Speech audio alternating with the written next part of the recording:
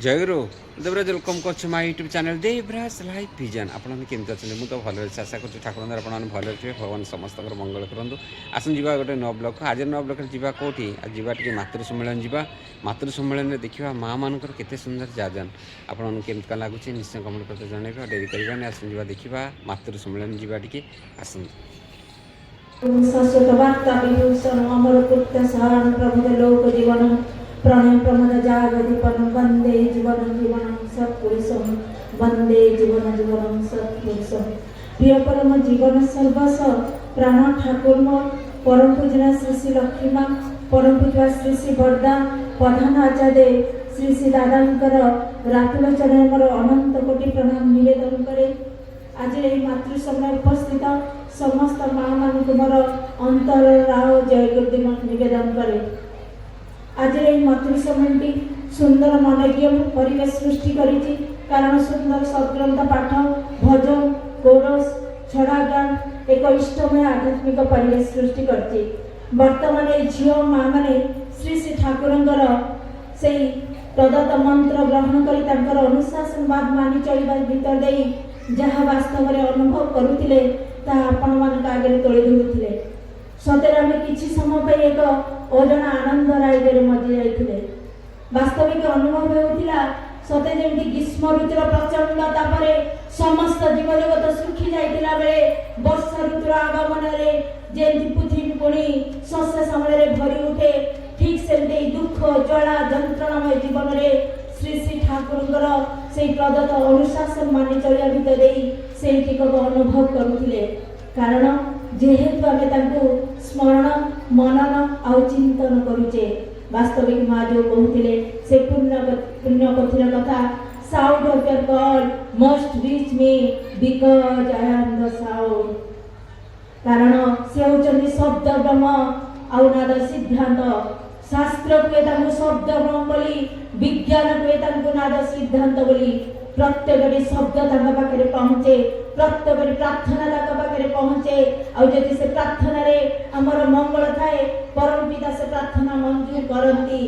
प्रकृत रे आज बहुत विषय झील माँ माने कहीगले वास्तविक विश्व आज भौतिक विज्ञान रे चरम उत्कर्ष लाभ करिछि मनुष्य पाखे धन ऐश्वर्य प्राचुर्य किछि अभाव नहीं किंतु मनुष्य पाखे टिके हैप्पीनेस नहीं मनुष्य आज प्रकृत रे खुशी नहीं कहीं ना प्रकृत रे देखा जाए पारिवारिक विशृंखला स्वामी स्त्री भितर कलह विद्रुतात्मक मनोभाव सन्देह अविश्वास रोग शोक विवाह विच्छेद अनेक किछि समस्या यार कारण होची वर्तमान जुगरे ए जीवंत आदर्शमुखी चलनी अभाव प्रकृत बेले बेले मन भितर प्रश्न उठे ए समस्या कौन समाधान नहीं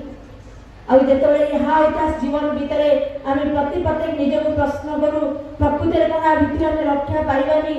ये नर्क जंत्रणा कौन प्रभु आमको रक्षा करेनि ये समस्या कौन के दूर हेनी से निर्भर बाणी दे श्री श्री ठाकुर कहते ए समस्यार समाधान अच्छी कालर प्रभाव समस्त जीव जगत जो पाप भार आक्रांत हुए से ईश्वर दया परवश होई रक्त मांस शरीर रे धरा पृष्ठ रे से धर्मर ग्लानि दूर करने अवतीर्ण होती और से ही उठती सर्वमानवर परम गुरु से ठाकुर से बाणी मोर मन पड़े विवाह पथे हाथ धरी दिए चलवा कायदा शिखे दिए तांको ही जाणु गुरु बोली अभय पथे से तो निए कारण जो जीवन में गुरु आसती से मनुष्यटा रक्षा पाई जाए कारण आम मनीष आमर ज्ञान बुद्धि विवेक सीमित से जीवन चला पथे अनेक किसी भूल भ्रांति होता है ये भूल को ठीक करने और सुख शांति आनंद उन्नति रही से जीवंत आदर्श प्रयोजन से सत्यांश मानी मन पड़े क्या गुरु व भगवान बोली भाविबा आज जगत में तो अनेक गुरु बुलूं किंतु क्या सद्गुरु बोली भाविबा सत्यांश बाणी जगतर समस्त ऐश्वर्य भल भल पाइबा जानिबा ओ कर्म जहाँ भितर सहज उत्साहित और जहाँ प्रति भल पाइबारे मनुष्यर विच्छिन्न जीवन जगतर विरोध चरम समाधान हुए से होउछन्ति मनुष्यर भगवान और जेतबेले এই ପୂର୍ଣ୍ଣ ପୁରୁଷୋତ୍ତମ ଆସନ୍ତି ଆଉ ଏ ସଦ୍ଗୁରୁଙ୍କର ଯେତେବେଳେ ମଣିଷଟା ଶରଣାପନ୍ନ ହୁଏ ସେତେବେଳେ ମଣିଷଟା ରକ୍ଷା ପାଇଯାଏ। ଏଇ ପୂର୍ଣ୍ଣ ପୁରୁଷୋତ୍ତମ ଶ୍ରୀ ଶ୍ରୀ ଠାକୁର ଅନୁକୂଳଚନ୍ଦ୍ରଙ୍କର এই বীজ মন্ত্র গ্রহণ କରି অগণিত মଣିଷ শৃঙ্খଳ বিশৃঙ্খଳିତା ଜୀବନ ଶୃଙ୍ଖଳାରେ ସୀମାନ୍ୱିତ ହୋଇଛି। ଅସଂଖ୍ୟ ମଣିଷ ପାଇଛନ୍ତି ବ୍ୟଥାରେ ସାନ୍ତ୍ୱନା, ବିପଦରେ ପରିତ୍ରାଣ, ରୋଗରୁ ଆରୋଗ୍ୟ, ହତାଶରେ ଆଶା, ଭୟରେ ଭରସା, ଦୁର୍ବଳତାରେ ବଳ ଆଉ ସାଧନାରେ ସିଦ୍ଧି। ସେହି ଅବର୍ଣ୍ଣନୀୟ ପୁରୁଷୋତ୍ତମଙ୍କ କଥା କ'ଣ ବା କହିବି, କୋଉଠୁ ଆରମ୍ଭ କରିବି କୋଉଠୁ ଶେଷ କରିବି ଜାଣିପାରୁନି। ମା ମାନଙ୍କର ଅନୁଭୂତି ଶୁଣିଲା ପରେ ଗୋଟେ ଅଲଗା ପ୍ରକାର ଫିଲ୍ ହେଉଥିଲା। ସତରେ ଆମେ ବଞ୍ଚି ଯାଇଛୁ, ସତରେ ଆମେ ରକ୍ଷା ପାଇଯାଇଛୁ।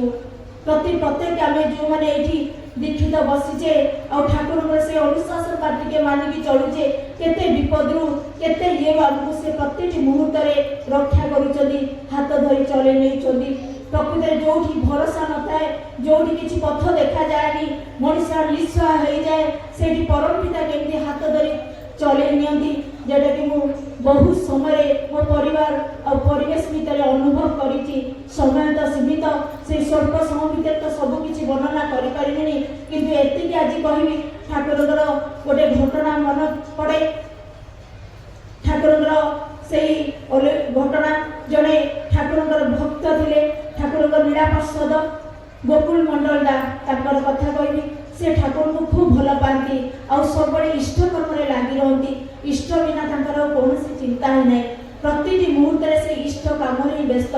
କିଛି ଦିନ ପରେ ଦେଖାଯାଏ ପରିବାର ଭିତରେ ଟିକେ ସମସ୍ୟା, ଆର୍ଥିକ ସମସ୍ୟା ଦେଖାଯାଏ। ପିଲାମାନଙ୍କୁ ଗଣ୍ଡେ ଖାଇବାକୁ ଦେଇପାରନ୍ତିନି, ସ୍ତ୍ରୀକୁ ଗଣ୍ଡେ ପିନ୍ଧେଇ ପାରନ୍ତିନି, ମନ ଭିତରେ ବହୁତ କଷ୍ଟ ଥାଏ, କିନ୍ତୁ ସେ କଷ୍ଟ କେବେ ପରମ ପିତାକୁ ଜଣେଇ ନାହାନ୍ତି। ହଠାତ୍ ଦିନେ ଠାକୁର ଶଶରେ ଥିବା ସମୟରେ ହିମାୟତପୁର ଯାଇଛନ୍ତି ଠାକୁରଙ୍କ ପାଖକୁ ଦର୍ଶନ ପାଇଁ, କିଛି ଅନ୍ତର କଥା ନିବେଦନ କରିବେ। ସେତେବେଳେ ଠାକୁର ଗାଧେଇବାର ସମୟ ସେତେବେଳେ ଠାକୁରଙ୍କର ହେଇଛି। ସେ ଠାକୁର ଗାଧେଇବା ପୂର୍ବରୁ ତେଲ ମାଲିସ ହୁଅନ୍ତି, ଗାଧେଇ ଯାଉଛନ୍ତି। ତାପରେ ଗୋକୁଳଦାଙ୍କୁ ଯେତେବେଳେ ଦେଖୁଛନ୍ତି ଠାକୁର କହୁଛନ୍ତି, ଆରେ ଗୋକୁଳଦା କେମିତି ଅଛନ୍ତି? ଗୋକୁଳଦା କହୁଛନ୍ତି, ଠାକୁର ଖୁବ୍ ଭଲରେ ଅଛି, କିନ୍ତୁ ଅନ୍ତରରେ ଅନେକ କଷ୍ଟକୁ ଚାପି ରଖିଥାନ୍ତି, କେବେ ଶ୍ରୀ ଶ୍ରୀ ଠାକୁରଙ୍କୁ ନିବେଦନ କରିନାହାନ୍ତି। ତାପରେ ଠାକୁର ଗାଧେଇ ଯାଉଛନ୍ତି, ଗୋକୁଳଦାଙ୍କୁ ମଧ୍ୟ ସାଙ୍ଗରେ ନେଇକି ଯାଉଛନ୍ତି। ଆଉ ଯେତେବେଳେ ପଦ୍ମାରେ ଦେଇକି ପହଞ୍ଚିଛନ୍ତି, ଠାକୁର 3 ଥର ବୁଡ଼ ମାରିକି ଗାଧାନ୍ତି, ନାକ ବନ୍ଦ କରିକି 3 ଥର ବୁଡ଼ ମାରିକି ଗାଧେଇଲା ପରେ ଗୋକୁଳଦାଙ୍କୁ ଶ୍ରୀ ଶ୍ରୀ ଠାକୁର କହୁଛନ୍ତି, ଗୋକୁଳଦା ଆପଣ ଗୋଟେ କଥା କହିବି, ଆଉ ଗୋଟେ ଜିନିଷ ମାଗିବି, ମତେ ଦେବେ? ଗୋକୁଳଦା ଆଶ୍ଚର୍ଯ୍ୟ ହୋଇକି ଠାକୁରଙ୍କୁ ଚାହୁଁଛନ୍ତି, ଆରେ ଇଏ ତ ପୁରୁଷୋତ୍ତମ, ଆଙ୍କୁ ସୃଷ୍ଟିକର୍ତ୍ତା ବୋଲି ଜଗତ ଆଜି ଇଏ କରେ, ଇଏ ତ ପରମ ପିତା, ଇଏ କ'ଣ ମୋର ମନର କଥା ବୁଝିପାରୁନାହାନ୍ତି? ଏତେ ଅଭାବ ଅସୁବିଧା ସତ୍ତ୍ୱେ ମୁଁ ଆଜି ଆସିଛି ମୋର କଷ୍ଟ କଷ୍ଟ କହିବା ପାଇଁ, କିନ୍ତୁ କ'ଣ ଏତିକି ବୁଝିପାରୁନାହାନ୍ତି? ମତେ ପୁଣି ମାଗୁଛନ୍ତି। ଆଚ୍ଛା ଠିକ୍ ଅଛି, ଠାକୁରଙ୍କୁ ତ ସେ ଭକ୍ତ ଥିଲେ, ଭକ୍ତ ମଣିଷ, ଠାକୁରଙ୍କୁ କହୁଛନ୍ତି ଠିକ୍ ଅଛି, ଯଦି ଏ ଜୀବନଟା ମାଗିବେ ଦେଇଦେବି, ମୋ ପାଖରେ ଆଉ କିଛି ନାହିଁ। ତାପରେ ଠାକୁର ଗୋକୁଳଦା କହୁଛନ୍ତି, ଦେଖ ଗୋକୁଳଦା, ଆପଣ ମାନେ ସତ୍ୟ କରି କୁହନ୍ତୁ, ମୁଁ ବ୍ରାହ୍ମଣର ସନ୍ତାନ, ଆପଣ ମତେ କହିଛନ୍ତି କିନ୍ତୁ ମନା କରିବେନି। ତାପରେ ଠାକୁର ମାନେ ପାଣି ଯେମିତି ବ୍ରାହ୍ମଣ ଚଳ କରେ, ସେ ଠାକୁର ବଇତା ଟିକେ ଗୋଡ଼େଇକି ହାତରେ ପାଣି ଜଳ ଗ୍ରହଣ ନେଇଛନ୍ତି, ଆଉ ହାତରେ ହାତ ପକେଇକି କହୁଛନ୍ତି, ଗୋକୁଳଦା ମୋ ହାତ ଉପରେ ହାତ ରଖି କୁହନ୍ତୁ ଯେ ଦେଇପାରିବେ ଆପଣଙ୍କ ଜୀବନର ଦୁଃଖ, କଷ୍ଟ, ଜଳା, ଯନ୍ତ୍ରଣା, ଅଭାବ ଯାହା କିଛି ଅଛି ଦେଇପାରିବେ ଗୋକୁଳଦା। ତାପରେ ଗୋକୁଳଦାଙ୍କର ଧାର ଧାର ଲୁହ ବୋହି ଯାଇଛି ଯେ ପ୍ରକୃତରେ ଠାକୁର ଆମମାନଙ୍କର କ'ଣ ଚାହାନ୍ତି। ଆଜି ଯେଉଁ ମା କହୁଥିଲେ ଯେ ଠାକୁର ମାଗୁଥିଲେ, ଆଜି ଆମେ ଯେଉଁ ଇଷ୍ଟବୃତ୍ତି କରୁଛେ, ଯେ କେତେ ଅକାଳ ବିୟୋଗରୁ ଠାକୁର ଆମକୁ ରକ୍ଷା କରୁଛନ୍ତି, କେତେ ଦୂର ଦୂରାନ୍ତୁ ମାନେ କଷ୍ଟ ଆମେ ଜାଣିନେ ଠାକୁର କେମିତି କାଟି ନେଉଛନ୍ତି, କେତେ ତା ଭିତରେ ଆମର ଜନ୍ମାନ୍ତର ଦାରିଦ୍ର୍ୟବାଦୀ କଟୁଛି। ପ୍ରକୃତରେ ସେ ଇଷ୍ଟବୃତ୍ତି ଯିଏ ନ କରିଛି ତାର ଫଳଟା ସିଏ ଜାଣିପାରିବନି, କାରଣ କରିକିରି ହିଁ ଇଷ୍ଟବୃତ୍ତିର ମହତ୍ତ୍ୱ ମଣିଷଟା ବୁଝିପାରେ, କହି ବୁଝାଇ ଦିଆଯାଇପାରେ ନା। ଆଉ ଯେଉଁମାନେ କରୁଛନ୍ତି ବାସ୍ତବିକ ସେମାନେ ଅନୁଭବ କରୁଛନ୍ତି ଯେ ପ୍ରକୃତରେ ଇଷ୍ଟବୃତ୍ତିଟା କେମିତି ଆମର ରକ୍ଷା କବଚ ଦେଇଛି। ଯେଉଁଟା ଇନ୍ଦ୍ରଜିତ ରାବଣର ପୁଅ କରୁଥିଲା, ଯାହାକୁ ବିକୁଙ୍ଗଲା ଯଜ୍ଞ ବୋଲି କୁହାଯାଏ, ସେ ଅଜୟ ଅମର ଥିଲା। ଯେଉଁଦିନ ସେଇ ଯଜ୍ଞକୁ ନଷ୍ଟ କରାଗଲା, ସେଇଦିନ ସେ ଯୁଦ୍ଧରେ ପରାଜିତ ହୋଇଥିଲେ। ଠିକ୍ ସେମିତି ଏଇ इष्टवृत्ति आमको अजय अमर कर रखी जो इष्टवृत्ति खिलाफ हुए ताले मनुष्यटा माने धूलिसात हो जाए ता जीवनटा नष्ट हो जाए कौ ग्रहर विपाक पड़ो तार ठिकना नहीं जे प्रकृत मन भितर प्रश्न उठे ये गुरु ग्रहण कले आमर कौन सुविधा हुए वास्तविक जीवन में गुरु ग्रहण कले मनुष्यर सुगुण गुड़क उद्भासित उठे और दुर्गुण गुड़िक निष्क्रिय हो जाए वास्तविक से केते भाग्यवान परम पिता आज जीवन में पाइचे ये माँ जड़े कुमारी जीवन सार्थक उपर कहते प्रकृत कुमारी जीवनटा केते बेले सार्थक हुए और कुमारी जीवन शिक्षाटा केते गुरुत्वपूर्ण वास्तविक ये पिता प्रति अनुरक्तिर कथा कहते जे प्रकृत गोटे अपोजिट सेक्स प्रति गोटे अट्राक्शन थाए कारण पिता और पति गोटे धातु आसी जदि झीटा कुमारी अवस्था पितांकर सेवा साहचर्य सहित आलाप आलोचना करे बेस कर गोटे पिताटार मनटा को बुझी सेवा करे विवाह पर तार स्वामी जहाँ को विवाह तो से तो पुरुषटे ना आउ असुविधा हुए ना कसरत करने पड़े ना जीवन में आउ जीवनटा गोटे संघर्षमय जीवन हुए ना मना मतांतर मानिन हुए ना कारण से बुझी पारे मो बापा को यही सेवा दौथी मो स्वामी को मत यही सेवा देवा पड़ो वास्तविक कुमारी जीवन चाली चलन आचार व्यवहार तार दाम्पत्य जीवन में बेस प्रभाव पकाए से सुगृहिणी हम कि सुजननी हम तार निर्भर करे चारित्र गठन में ठाकुर कहले देशर अवनति व उन्नति तार निर्भर करे गोटे कुमारी जीवन चरित्र गठन उपरे और भाभी देखंतु ए कुमारी जीवनटा केते इम्पोर्टेंस सेठी ठाकुर अनेक कथा कही कुमारी मान से ठाकुर कहते कुमारी जीवन शिक्षाटा कौन हवा दरकार टे खाली चुंबक चुंबक कही माने सरिया चेष्टा करेतु समय सीमित ठाकुर कहते कुमारी जीवन शिक्षाटा भक्ति और सेवामूलक हवा दरकार वास्तविक से जीवनटा तार सार्थक हुए भक्ति और सेवा दीटा जिनस सर्वोत्तम शिक्षा ठाकुर कहले आ विषय जेते बेसी झील को शिखेबे और करेबे से बेसी माने परिवार परिवेश परिजन को नचर दे परिबो पोषण दे परिबो सेपे परम पिता तो अनेक कथा अछि आ एटा केवल खाली कुमारी अवस्था तो हबनी तार विवाह जीवन में बहुत गुरुत्वपूर्ण ठाकुर कहले कुमारी जीवन में से तार पिता को आइडियल भाव में ग्रहण करिवो और विवाह पर स्वामी स्वामी को ए दुईटी को ही मुख्य करी चलिवो यदि कुमार जीवन में पिता को और विवाह पर स्वामी को केंद्रीभूत कर तार जीवनटा चले ताले नष्ट हुए ना ठाकुर कहते झीवर निशाटा बापर उपरे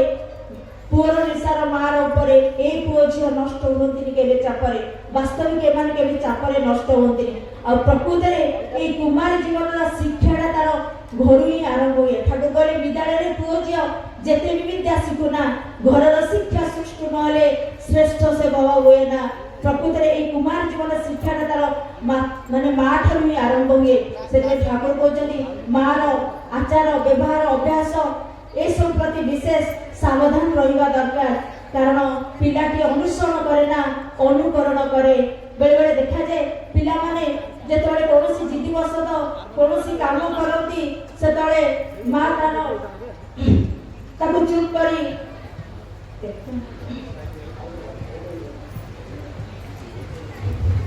पढ़ी शेष समय तो सीमित मुझे जाने मत सब समय अभाव चेष्टा करी परम पिता पाखे एति प्रार्थना करी परम पिता समस्त को से दिगरे चढ़े नियंतु ठाकुर जमी चाहिए जो भाई झी जो भाई माँ जो भाई स्त्री हाँपाई आमको से भाई करे नियंतु या ही परम पिता पाखे सर्वशेष समस्त मंगल कामना करी जय आज ब्लग तुम देखिले कि मातृ सम्मेलन माँ मान के सुंदर जान आपमती लगे निश्चय कमेंट कर जनइबे पुनः देखा गोटे ब्लग रखुच्छी आप नमस्कार जय जगन्नाथ जय